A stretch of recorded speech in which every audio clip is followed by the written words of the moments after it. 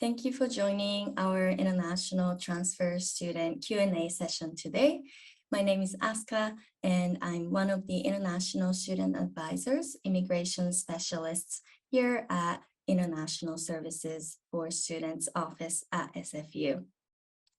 Our session today will be focused on the important considerations for international students transferring from another post-secondary institution.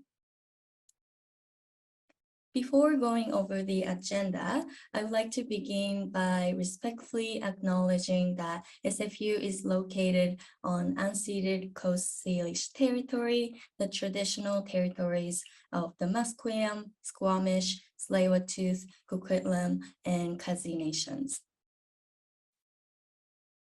So on this slide, you will see the brief outline of the topics that we will go through in our presentation today. Since many of you are new to SFU, I will begin with a short introduction of what services and programs our office provides. Then I'll start with the process of the DLI, Designated Learning Institution Number Transfer. We will also discuss study permit extension process and how to change the conditions of your study permit. We will also talk about work eligibility for on and off-campus work and co-op work. So for those of you who are interested in working during your studies, this would be a great topic. And I will then touch on the information on the medical insurance and social insurance number as well. And thank you so much for submitting your questions prior to this session. I'll try to answer as many questions as I can during the presentation, and we will also make sure to leave plenty of time for the Q&A period at the end. And before I start, I'd like to draw your attention to the disclaimer at the bottom on each slide. Please note that the information that we share today is current to the best of our knowledge as of today, July 20th, 2023. All right, so I'll start off with the introduction of our office. At the ISS office, we offer a range of services to help support your transition to SFU as an international student. We have 5 immigration specialists like myself who are licensed to provide immigration advice and 2 non-immigration advisors who are specialized in international student programs and settlement. Our international student advisors can answer questions related to Canadian immigration documents, such as study permits, temporary resident visas, and work permits. We also offer non-academic advising services, such as medical insurance. The ISS office also includes our study abroad team, who coordinate international exchange programs and field schools. We also provide transitional support and intercultural programs for international students. In the next slides, I'd like to talk about our Global Connections program, which is a program designed to help transfer international students with their transition experience at SFU. The Global Connections program, or as we call it, GCP, it's a free, self-paced, and flexible co-curricular program that is designed to enhance the international student transition experience. And students can connect with a supportive community, receive personalized guidance, attend expert-led workshops, participate in a co-curricular opportunities, and have fun at social events. The GCP is specifically designed to students seeking professional development opportunities and personalized guidance to enhance their academic journey. And through this program, you will have easy access to events, workshops, and other opportunities. And you will also receive personalized support from GCP advisors for your co-curricular planning. We have a short video on one of our transfer students, Ikjod, speaking about his experience with GCP. So I'd like to share the video with you all. I'm an international student, and First of all, I came to Fraser International College and I transferred this year.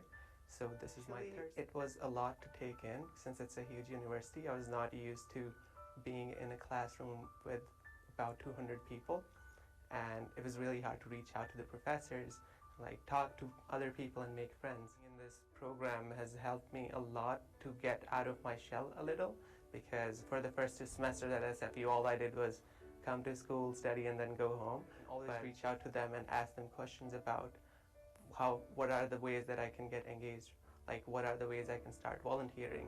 So all of this helped me a lot to like get out there, put myself out there. Awesome. So we have also a great space on SFU Burnaby campus called Global Student Center, or GSC, which is located at the AQ 2000 level near the Student Union building. And we offer many social events to help students connect with other students, such as the Global Connect Welcome Social for international students, Global Cafe series that are facilitated circle chats for international students to meet other students across the faculties, and meet, greet, and eat sessions.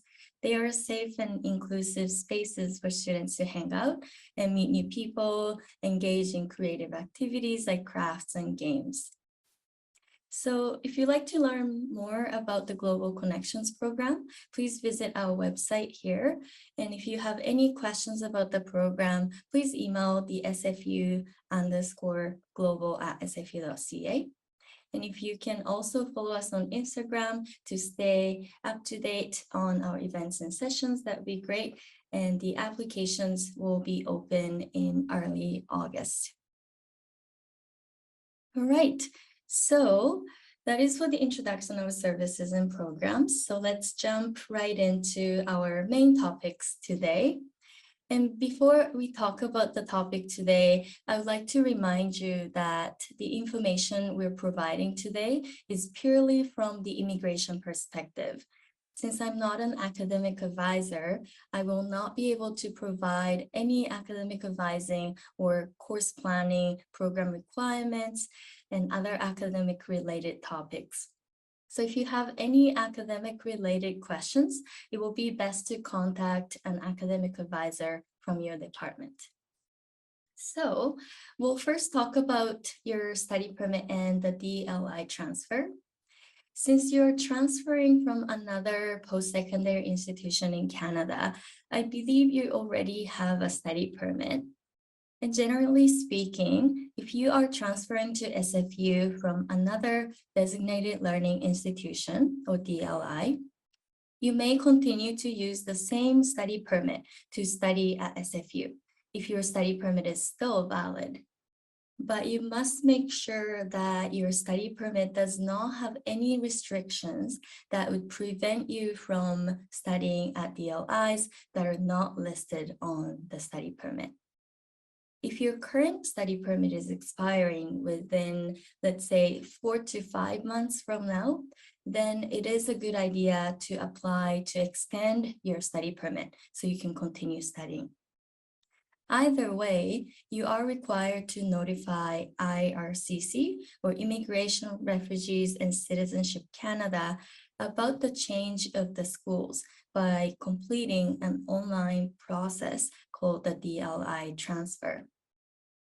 It's a very simple process that you can do online. And to complete the DLI transfer, you would need your IRCC Secure account, your study permit application details, your study permit application number, which typically begins with the letter S and 9 numbers. So it will be something like S1, 2, 3, 4, 5, 6, 7, 8, 9. And is at the top of the right of the study permit that you have. And please note that it is different from a unique client identifier, or UCI number. It's also different from a client ID.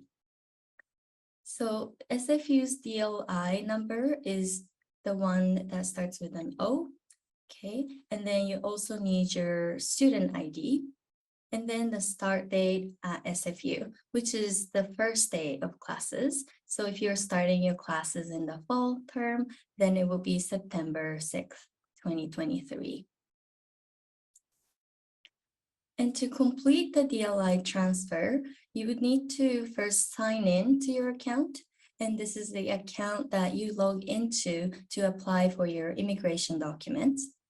And click transfer from the DLI number under the section designated learning institution student transfer. And then you enter your study permit application number and click search for the application. And once you find your application, you will be asked to enter SFU's DLI number, your new student ID number, and your start date at SFU. You can also find the detailed instructions on the IRCC's website as well.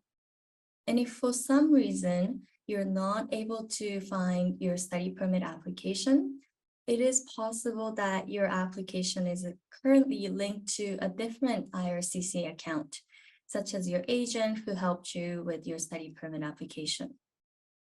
And if that is the case, you might need to request a copy of your study permit application form from your agent or whoever submitted your study permit application on behalf of you. Then you would need to link the application to your own IRCC account in order to complete the DLI transfer. And I have put the link to the detailed instruction on how to complete the DLI transfer. So please access the link and you can see the detailed information there. All right, so we'll move on to the process of the study permit extension. Generally, we recommend that you submit your study permit extension application at least 4 to 5 months before the current study permit's expiry date. So let's say your study permit is expiring on November 30th this year. Then you might want to submit your application pretty soon, or at least by the mid-August. And you must make sure to submit your study permit extension application before the expiry date of your current study permit so that you do not lose your immigration status in Canada. And as long as you submit your study permit extension before the expiry date of your current study permit, you will be able to remain in Canada legally under maintained status. And even after your study permit expires, you can continue studying under the same conditions while you're waiting for your study permit extension to be processed. And I know that many of you are interested in working while studying at SFU. You're probably aware that some students might be able to work on or off campus under their study permit if they meet the certain eligibility requirements to work. So I wanted to mention that in some cases, students who transfer from another DLI might not be eligible to work on or off campus if their study permit does not include certain conditions that allow them to work.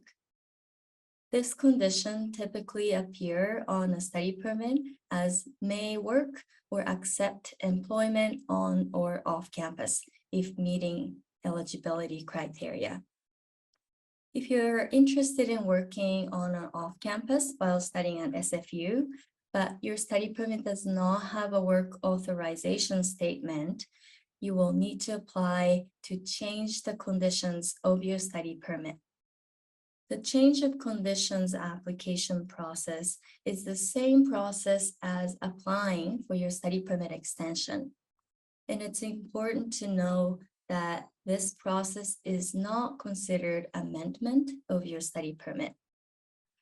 To apply to change conditions of your study permit, you would need to include your SFU letter of acceptance or LOA in the application. Depending on how long your SFU study will take, this may also result in an extension of your study permit. And please remember that you are still required to notify IRCC that you transferred to SFU by completing the DLI transfer that we talked about, and even if you do apply to change the conditions of your study permit. It's also important to note that you must meet all of IRCC's work eligibility requirements, as well as making sure that your study permit has the appropriate conditions that allow you to work in Canada. Okay, so let's review the eligibility requirements to work on and off campus. As I mentioned earlier, as a study permit holder, you might be eligible to work on and off campus without a work permit if you meet certain eligibility criteria. The requirements for on and off campus work are slightly different, so I'll explain. On campus is defined by IRCC as employment facilities within the boundaries of the SFU campus. So if you meet the eligibility criteria to work on campus, you are permitted to work at any of the 3 SFU campuses. Your employer can be SFU, private business, or you could also be self-employed on campus if you're tutoring, for example. In order for you to work on campus, you must have a valid study permit that has work authorization statements that allow you to work, and you must be enrolled full-time in the term that you wish to work. At SFU, undergraduate students are considered to be full-time in a given term if they are enrolled in a minimum of 9 units in a given term. So please remember that the requirement of minimum 9 units is for immigration purposes. And typically, students enroll in 15 units in each term. The good news is that for on-campus work, there's currently no restriction on the number of hours you may work on campus. Even if you're working full-time, your study must continue to be the main reason that you're in Canada. So if you wish to work off campus, in addition to being enrolled full-time and holding a valid study permit with work authorization, you must also be enrolled in a program that is at least 6 months in length. Your program must lead to a degree, diploma, or certificate. Normally, students who meet the requirements to work off campus are restricted to up to 20 hours per week. You may be able to work on a full-time basis during regularly scheduled breaks if you meet the eligibility criteria. For SFU students, the reading week and the breaks between terms are considered regularly scheduled breaks for the immigration purposes at SFU. For undergraduate students, summer terms might also be considered regularly scheduled breaks if certain conditions are met. And last year in October, IRCC announced a temporary policy that allows eligible international students to work full-time off campus during academic terms. To be eligible to work more than 20 hours per week during an academic session, you must meet all of the following requirements here. I won't go into the details right now, but if you are eligible to work off campus under this policy, then you might be eligible to work full-time until December 31st, 2023, or until your study permit's expiry date, whichever comes first. If you'd like to know whether you're eligible to work under this temporary policy, please reach out to us about your particular case. And you can also find more information on our news and update post and a video recording of our most recent immigration updates and Q&A session, which you can find on our website. And some of you might be pursuing a co-op, internship, or practicum as part of your SFU program. And this is a special type of work that would typically require a co-op work permit. And to qualify for co-op work permit, you must either be accepted into a co-op program at SFU or be enrolled in a program which an internship is mandatory. In other words, if you're in an SFU co-op or internship program, you will normally need to apply for a co-op work permit in order to participate in your required co-op work terms. And please remember that your co-op terms cannot be more than 50% of your program. And they also have to be an essential part of your program. You can only use your co-op work permit for co-op work that is officially approved by your co-op office. So for example, if you are currently working in a position as an intern, but it is not approved by your co-op office as a co-op placement, then you cannot use your co-op work permit for that employment.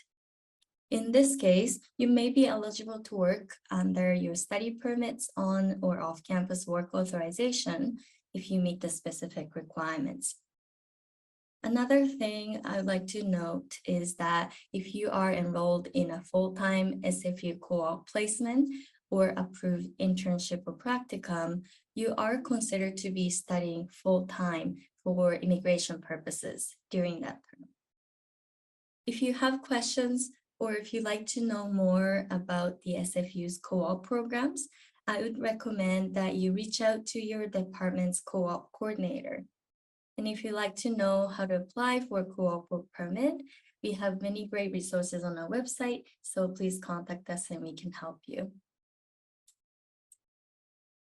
All right, so in addition to all the requirements that we have discussed so far, in order for you to work in Canada, you will require a valid social insurance number, or SIN, to receive income and access government programs and benefits. It's a 9-digit number issued by Service Canada, and it usually comes in a paper format, which is the confirmation of SIN letter. In order to apply for a SIN, you will need to either have a work permit or a study permit with work authorization statements that I mentioned earlier. If you apply for your SIN online, you will receive a letter by mail with your SIN within 15 business days from the date your application was received. Once you have applied for your SIN, you may begin working at an insured employment before you receive your SIN.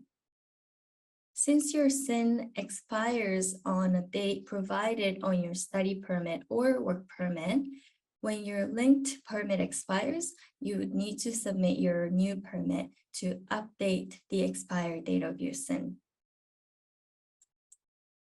And if you'd like to apply for a SIN in person, there will be an opportunity for you to apply for SIN at the SFU Burnaby campus on Thursday, September 7th. This is a great opportunity for you to meet Service Canada officers on campus who can assist you with the application. You will have to book an appointment in advance, and the registration page will be up on the events page on our website. So please make sure to bring the required documents such as your passport and your study permit or work permit with you. So last but not least, I will talk about the medical insurance for international students at SFU. At SFU, there are 2 types of medical insurance for SFU students: primary insurance and secondary insurance. The primary medical insurance covers medically required services like doctor's visits, hospital stays, and diagnostic medical testing such as X-rays. Primary medical insurance is typically provided through the BC Medical Services Plan, or MSP, but you might have a short-term temporary coverage through GuardMe. On the other hand, secondary medical insurance generally covers extras that are not covered by primary medical insurance, such as dental services, vision care, and prescription drugs. Typically, SFU undergraduate student receive secondary medical insurance through the SFSS or Simon Fraser Student Society, the Health and Dental Plan, if you're eligible. Since SFU international students are automatically enrolled in GuardMe insurance for their first term at SFU, if you already have a BC MSP insurance, you may choose to opt out fully or partially from the GuardMe coverage. In order to opt out from GuardMe with BC MSP, you must submit a proof of MSP coverage. And please note that the deadline to fully opt out of MSP is September 30th, 2023. You may be eligible for a refund of the unused portion of your GuardMe insurance if you have not made a claim and there's at least 1 month of coverage is remaining. Your application for a partial reimbursement must be received by GuardMe by November 30th. If your current study permit expires and you're on maintained status, you can request a temporary MSP coverage while waiting for your new study permit. Once you receive your new study permit, make sure to update your MSP account by submitting a copy of your new study permit. And if you need some advice on how to arrange your medical insurance coverage, please contact us directly about your coverage options. Okay, so I know that we have covered a lot of information today, but once again, I would like to remind you that we have great resources that will help you answer some of your questions that I have. We have instruction guides on how to apply for your immigration documents, information on work eligibility, medical insurance, and many other topics. These are easily accessible on our website, so please take advantage of our resources as a first step to get your questions answered. And of course, if you're looking to connect with an international student advisor for questions, you can reach out to us in a number of ways. And while our main office is located at the Burnaby campus, we also have some advising options for Surrey and Vancouver campuses as well. For the Surrey campus, we have a designated advisor, and for the Vancouver campus, one of our advisors will be there. We are offering advising through in-person and virtual methods, including email, phone, live chat, drop-in, and booked appointments. Okay, so this will be the end of our presentation. So end the recording here, and we'll move on to the Q&A session. Thank you so much.